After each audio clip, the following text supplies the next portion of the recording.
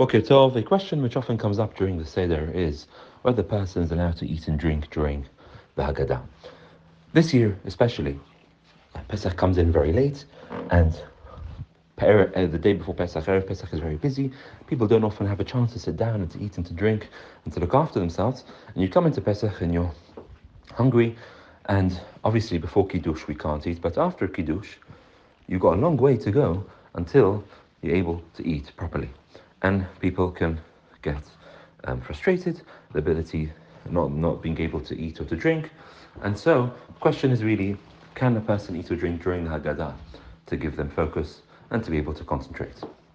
Part of this question is also with regards to the eating of the egg.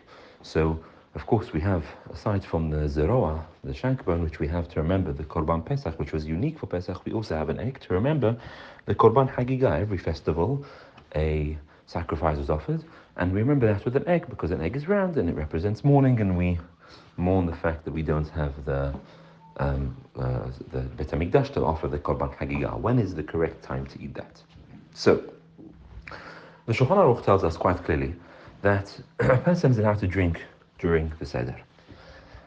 The only thing which he says you can't do is to drink things which will intoxicate you and take away your focus. And so if a person wants to drink tea, coffee, water throughout the evening, after Kiddush obviously, then that's absolutely fine to do so. And one wouldn't say a beracha on what he's drinking, because the beracha of Kiddush, wine and grape juice exempt all other liquids. And so, if a person wants to drink any of these substances throughout the evening, it's absolutely fine to do so, and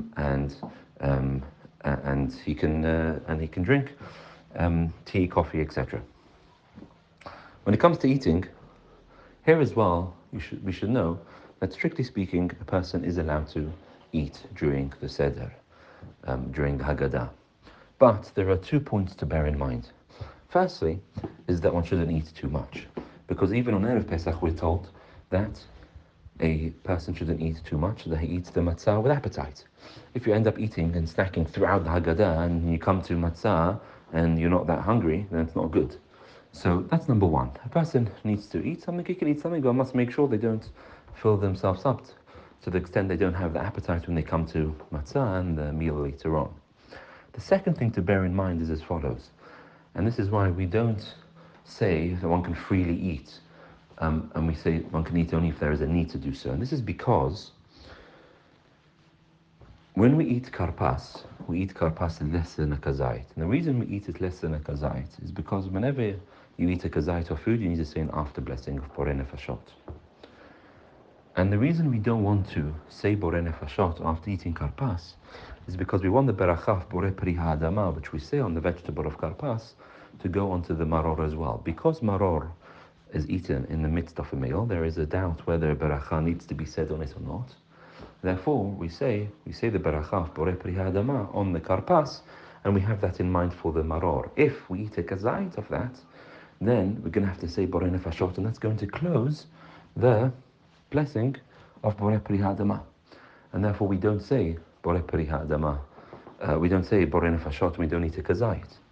If a person ends up eating throughout the evening, and he eats a kazait of food, and they're going to have to say borei nefashot, and that's going to close the blessing of borei pri ha'adama, and therefore it will enter a doubt whether to say borei pri ha'adama on the maror or not.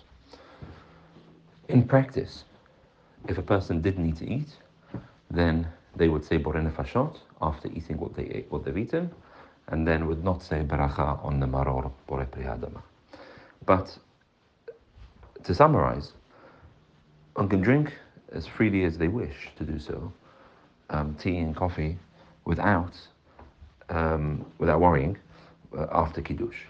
But when it comes to food, one shouldn't eat more than a kazait unless a person feels they won't be able to concentrate on the Haggadah. Then of course they can eat and they should eat if they weren't able to eat before. For example, a person who fasted, a firstborn who fasted, then certainly if they won't be able to focus on the Haggadah, then they should eat something to give them the ability to focus.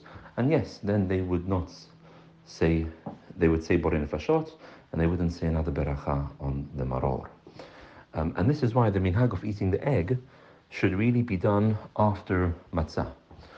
Different times when you eat the egg, whether it's at the beginning of the meal, the end of the meal, but some people eat the egg at the beginning of the Haggadah, which is problematic because if that happens and you eat a full egg, you're going to have to say Borei Nefashot at the end. And therefore, the better custom is to say, is to eat the egg during the meal rather than eating it during the Haggadah.